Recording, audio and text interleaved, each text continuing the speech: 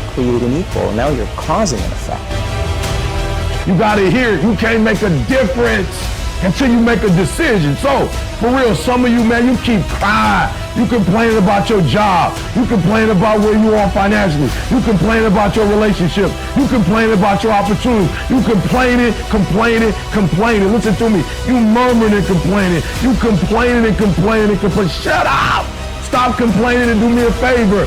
If you want to make a difference, all you got to do is one thing. This is how you get started. You want something different? Listen to me. All you got to do is make a decision. That's it. And for those of you who've been making the wrong decision, all you got to do is make the right decision. But if you want to make a difference, make a decision. Are you hearing what I'm telling you? What I'm trying to do for you to take you to that next level is I'm trying to give you control of your life back. Some of you ain't got control. You talking about your job. You got control. Listen to me. Some of you talk about your economics like you ain't got no control. You got a control. I want you to know that your life right now is the sum total of your decisions. Not your mama's decisions, not your daddy. Listen to me. Even if you made their decisions, you decided to make their decisions. So I need you to do me a favor. I need you from this day forward for the rest of your life, make a decision.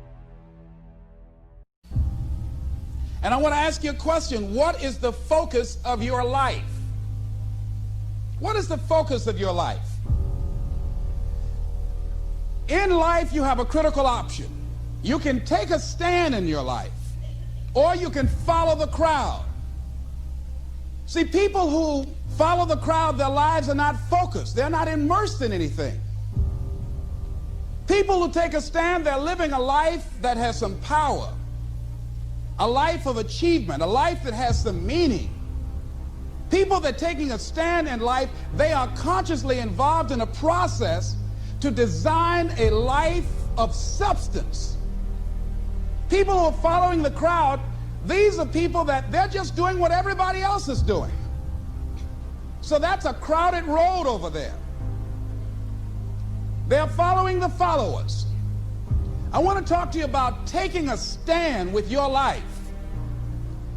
And what are some of the things we can do that will enable us to give our lives up in a way that has some purpose and meaning, that can be real for us, that can give us a sense of fulfillment, of joy and happiness and peace of mind? See, most people are bored with life. Most people feel that life isn't worth the hassle, that life is just wearing me out. It's boring, it's monotonous. I have nothing to look forward to. Here we go again, another Monday morning. TGIF Day, thank God it's Friday. Here we go again, oh boy. You see what the man meant about many people die at age 25 and don't get buried until they're 65? Doing the same thing the same way every day, looking at these faces, just walking around. I mean, you got to be aware of these faces. They affect you, you know. Try to stay around pleasant faces, and if you have an unpleasant face, try and smile more.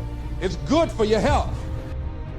So, looking for a way in which we can begin to give our lives some special power. Number one, commit yourself to giving your best at all times. Now, that's not easy. See, most people, and particularly those who are working in corporations, they're finding now they've got to change their behavior. We're now involved in a world economy. We will never do business the way in which we've done business in the past. We will never be able to, in the American workplace, do just enough to get by. Now the standards have been raised. Quality and productivity has been increased because of the competition. And so now average performance will not be enough. This is a new day. Competition is fierce. So people who've been locked into a behavior pattern are working just hard enough to keep from getting fired. They're being laid off, are forced into early retirement. It's a new game now. So now more than ever, it's about increased productivity. Now more than ever, it's about superior quality service. Now more than ever, it's about creating a positive atmosphere in the workplace, and people that have that competitive age, people that are hungry to make it. So you got to be hungry now. Committing yourself to give your best at all times, regardless of the competition to do otherwise.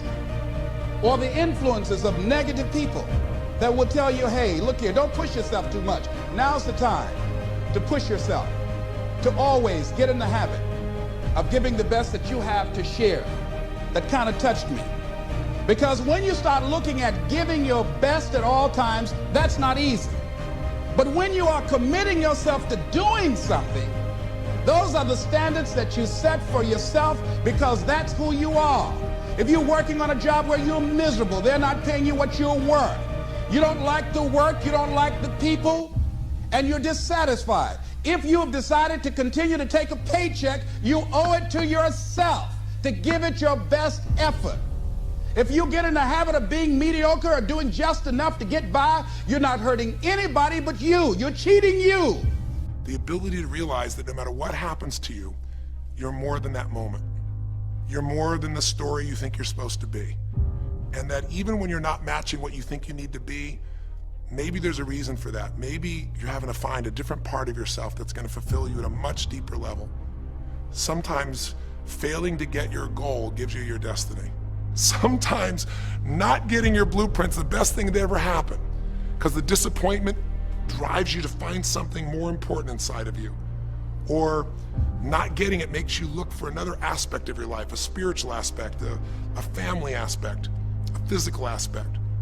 If you can just trust that life doesn't happen to you, it happens for you, then you can find in any situation a benefit that can take your life to the next level. I don't care if you're Frank and Kristen.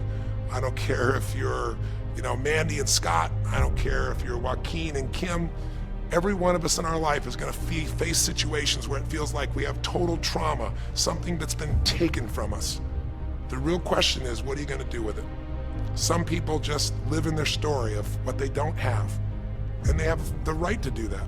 If Frank and Kristen lived in pain and felt bad, we'd all say they have the right to do it. It's the difference between what you have the right to do and what you deserve to give yourself and others. We have the ability to transcend whatever happens to us. There's something called post-traumatic growth.